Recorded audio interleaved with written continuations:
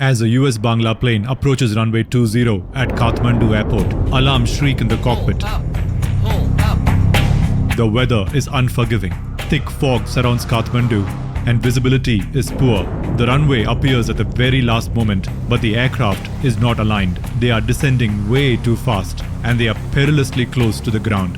The captain desperately tries to correct the course, but the plane suddenly veers off track. Within seconds, the plane flies dangerously over the domestic terminal, hurtling towards the ATC tower just 100 meters away.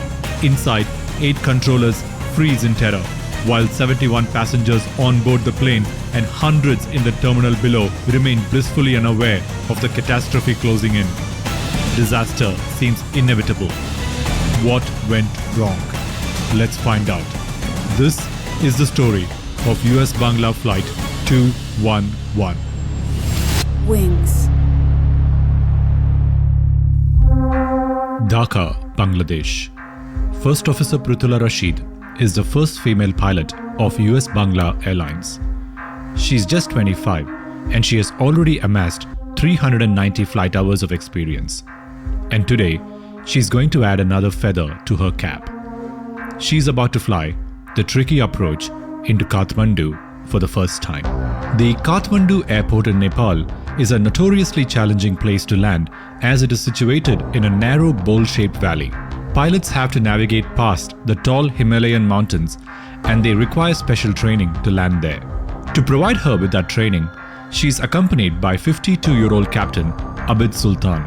He's a former Bangladesh Air Force pilot with over 22 years of flying experience. He is also an instructor for the airline, and with more than 100 flights to Kathmandu under his belt, he is well acquainted with the route.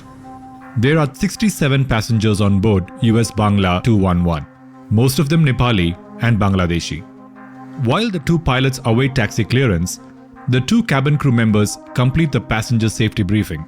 This plane, though, is going to be anything but safe. First Officer Rashid looks excited. It's a big day for her. She's been looking forward to the challenging landing. But to her left, things aren't looking too good. She notices that Captain Sultan is not looking well. He looks very agitated and he's stressed and he's short-tempered. He's cursing under his breath. And when the operations staff talk to him on the radio, even they are inspired by the captain. I don't want 212. I want 211. I don't want to radio again. Keep your mouth shut. But interestingly, as soon as he turns his attention towards his female first officer, his demeanor completely changes. He turns calm and compassionate. Don't be scared. I'm going to stay for another 3 months. I'm going to show these people right and left. Just as he finishes saying these words to the first officer, the ATC clears the plane for taxiing. The plane pushes back and taxis to the runway. They then depart Dhaka, headed for the Himalayan country. The weather en route and at the destination is going to be marginal. It's overcast with some thunderstorms in the area and the visibility isn't great. During the climb phase, the captain overhears a communication between operations and another US-Bangla aircraft regarding their fuel on board. But even without verifying if the message was meant for him, Captain Sultan replies angrily at the operations staff. Operations Bangla Star 211. Bangla Star 211 operations, go ahead. Why the hell do you need to know the onboard fuel? Why do you ask me for the onboard fuel? You need to tell me now. I want a written explanation before I come to Dhaka. Copied, sir. Will go. Have a safe flight, sir. I don't care about a safe flight. You just do your duty. Don't talk to me unless I call you. The captain's behavior is not just abnormal, but it is also a severe violation of the sterile cockpit rule, which forbids the pilots from engaging in non-essential conversation during the critical takeoff and landing phases of the flights. Even if I'm abusing others, you don't be afraid, Buri. I'm calling you, Buri, to show my love for you. The co-pilot sees a big red flag, but unfortunately she chooses not to speak up due to his seniority. She realizes that this short 1-hour flight was going to feel much longer. 15 minutes pass. The weather outside the plane starts turning cloudy. The weather inside the cockpit turns thunderous. Out of the blue, he goes off on a rant about another young female pilot, Farhat Lamia Khaled, whom he had previously trained at the airline. He angrily curses Lamia for filing a complaint against him, questioning his competency. Lamia was the worst trained in US-Bangla. She said we made out in the cockpit. She's not even worth approaching. She's ugly and she's fat. There are rumors within the company that the captain was involved with Lamia and Lamia had filed a complaint against him. He breaks down and starts weeping openly, telling the first officer that he is quitting the company because of Lamia. I don't need Lamia. What does she know about flying? If I wanted to be with her, I can easily do that anytime. She's not innocent, your friend Lamia. But because of her, I had to resign. And then, something bizarre happens. The captain lights a cigarette inside the cockpit and begins smoking. A blatant disregard for every safety convention and common sense. The first officer is too stunned to know how to react. She chooses to remain silent, hoping and praying that they reach Kathmandu soon. Captain Abid Sultan has had a history of depression. Whilst in the Bangladesh Air Force back in 1993, he had been removed from active duty after a psychiatric assessment. But then he had himself re-evaluated by another psychiatrist 9 years later, and this psychiatrist declared him fit for flying. Based on that evaluation, he joined US-Bangla in 2015. Many pilots refuse to seek treatment for mental health issues because they fear that their medical assessment will have a negative impact on their career. And they try to manage their mental health themselves without seeking proper attention and treatment. And we have seen this before in other cases like Pakistan 8303 and Germanwings 9525. Now, 1 hour has passed and the flight has nearly reached Kathmandu. The passengers and the cabin crew remain blissfully unaware of the turmoil inside the cockpit. They have enjoyed a relatively peaceful flight thus far. But things are not going to remain peaceful for too long.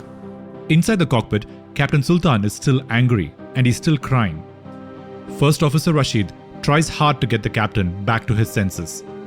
But this is the point that marks the beginning of a troubling turn of events.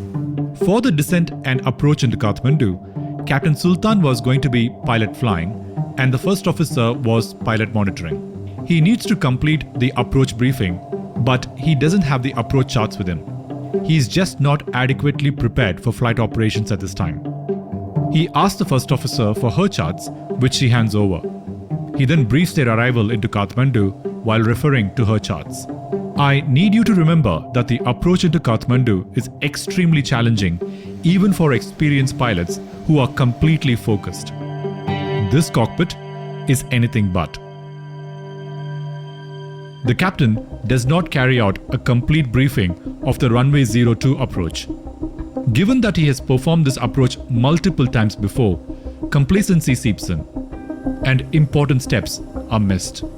Also remember that the first officer was operating this route for the first time, so she's unable to pick up on any issues, and even if she does, she's not challenging the captain. He hands over the charts back to the first officer and he instructs her to clip the charts to her side console. This means that he would have no access to the charts while performing the approach into the airport. These charts contain critical information for the approach, like the minimum height at which they need to fly, which direction they should be flying in, and where the mountains that they need to stay clear of are. Without this, he's essentially flying blind, trusting his memory of how the approach should be flown. And in this state, the crew attempt to begin their approach towards the runway. A few minutes after that, the plane is handed off to Kathmandu approach, who instructs the aircraft to descend to 13,500 feet and to hold over this waypoint called Guras. Based on their current position and speed, the aircraft will arrive at Guras 6 minutes earlier than originally planned.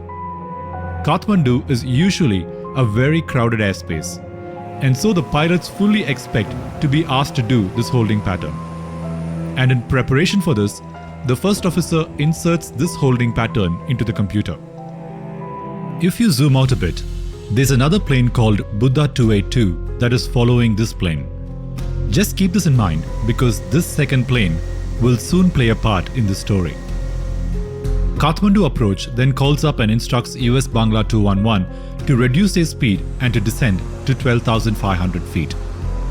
However, before the aircraft arrives at the holding point, the approach controller clears the flight to further descend and to begin approaching runway 02 directly.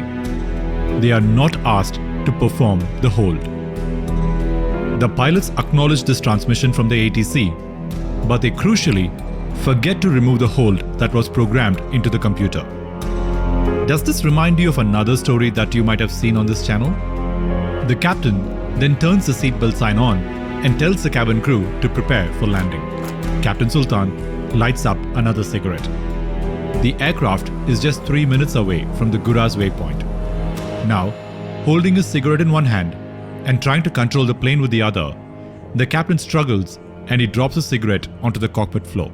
I've dropped the cigarette. Where did it go? Oh, it's there on the left. Pick it up. It might catch fire. The flight attendants inform the pilots that the cabin is secured. The ATC clears the plane to continue their approach.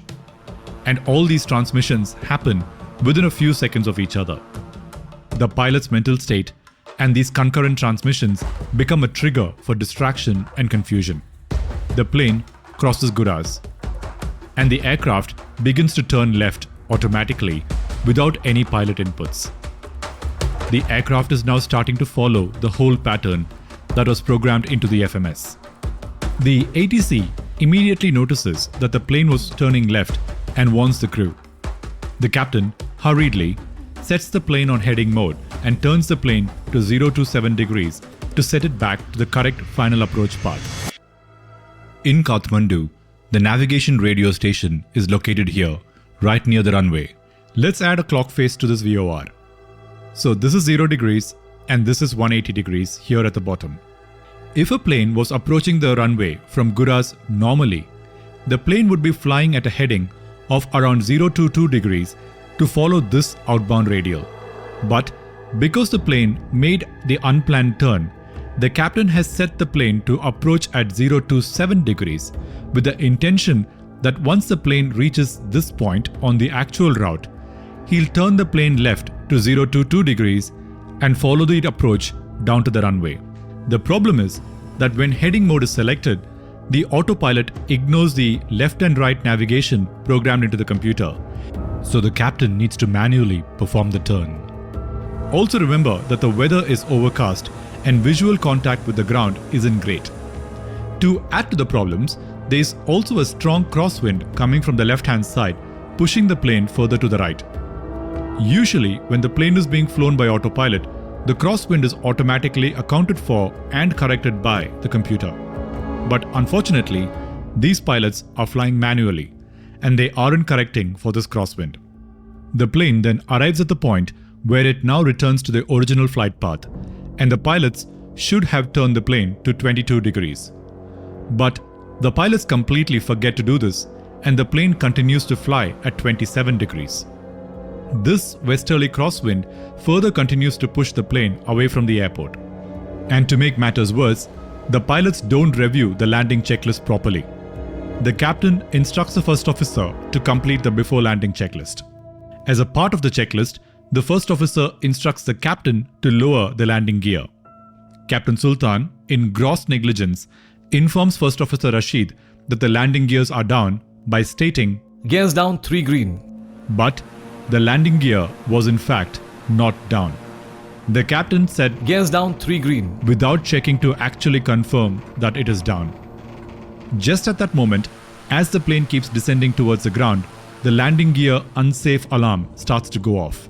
And bizarrely, the captain asks the first officer to ignore the warning. Meanwhile, with the heading set to 027 degrees and with the winds pushing the plane to the right, the plane starts drifting to the east of the airport. And in the overcast conditions, there is no visual reference for the pilots either. They are completely clueless that their plane has now drifted off course. The plane is now almost alongside the airport and heading further away. From the ATC's perspective, it looks like the plane is flying over the airport to try to land from the other side. The ATC calls up the plane. Bangla 611, sir. What do you need landing clearance to runway 02, going towards runway 20. Assuming that the crew wanted to land on runway 20, the ATC now clears them to land on 20. The crew, completely lost and expecting to see the runway in front of them, are confused by the clearance and they continue to fly straight. The captain confirms that he intends to land on runway 02, so the ATC asks the plane to make a U-turn to join what's called a downwind leg to prepare for a landing on runway 02. Remember, the pilots still think that they are here and are expecting the runway right in front of them. But because the ATC has asked them to do a U-turn, the captain begins to turn the plane right. And as the aircraft descends to around 175 feet above ground level, a ground proximity warning alarm goes off.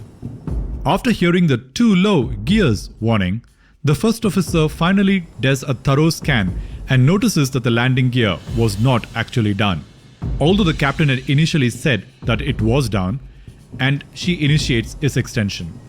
Recall the Buddha 282 plane that was following them? That plane is now on final approach towards the runway.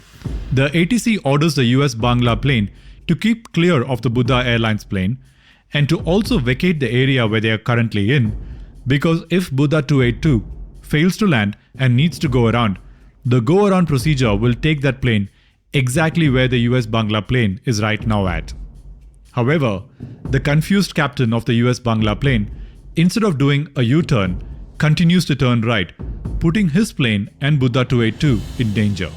The ATC controller scrambles to instruct Captain Sultan to remain clear of runway 20. Okay, that's good, but do not land. Traffic is on short final runway 02. We know that, sir. Cockpit, let us know once we have get land. But the plane continues to turn right and remains in the path of the Buddha Airlines go-around route. Star 211, I say again, do not proceed towards runway 20. Clear to hold at present position. Okay, we are making an orbit to the right. Cockpit. But thankfully, the Buddha airplane lands safely and doesn't need to go around. One danger averted. But for Captain Sultan and US-Bangla, the main problem still remains. They are still not on the correct path to land and they have no clue where they are. And neither pilot has visually sighted the runway. But the captain has finally understood that they aren't where they thought they were. With no other planes approaching the airport, the tower clears Bangla Star 211 to land on any runway. Bangla Star 211, clear to land, and runway is vacated, either runway 02 or 20. And by this time, the plane has overflown the airport and is now on the western side. Sir, we would like to land on 20. Okay, runway 20, clear to land, wind 270 degrees 6 knots. The captain again continues to turn his plane to the right, and during this turn, bank angles reach up to 45 degrees with descent rates over 2000 feet per minute, triggering the EGPWS warnings one more time. But even after all this, the pilots still aren't able to locate the runway. Bangla Star 211, turn right, and you have a runway, confirm you have a runway not in sight yet? As the plane continues to turn, the plane comes to the vicinity of runway 20. At this point, the first officer finally manages to visually locate the runway. But this relief is short-lived, because in their haste, they make another mistake. From their current location, they are in no position to land on the runway. They need to be vectored in back around this route to attempt a safe landing. From Bangla Star 211, clear to land. Set to land runway 02. Bangla Star 212. Brother, runway 02, clear to land, Bangla Star 211. However, Captain Sultan, eager to put this embarrassing episode behind him, makes a desperate attempt to land the plane at the closer runway 20 and not runway 02 that he has been cleared for. Captain Sultan makes a sharp and abrupt right turn back to the west in an attempt to return to the approach end of the runway. The plane dives at a steep angle towards the runway. The plane hurtles towards the ground at a very high speed.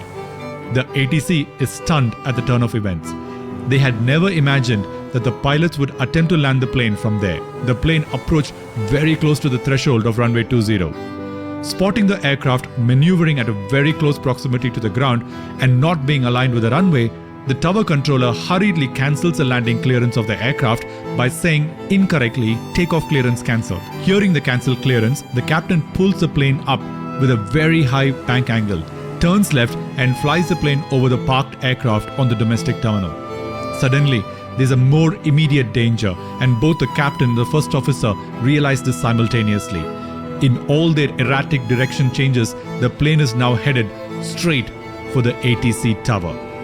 As the aircraft barrels towards the control tower, the situation is turning into a potential catastrophe. All the operators inside the tower jump from their seats and duck for cover. The captain struggles and puts the plane into a steep climb, just barely manages to miss the tower. The captain is now stressed out and is not thinking straight. After missing the control tower, the plane now flies over the taxiway, aiming to make one last attempt to land on the runway.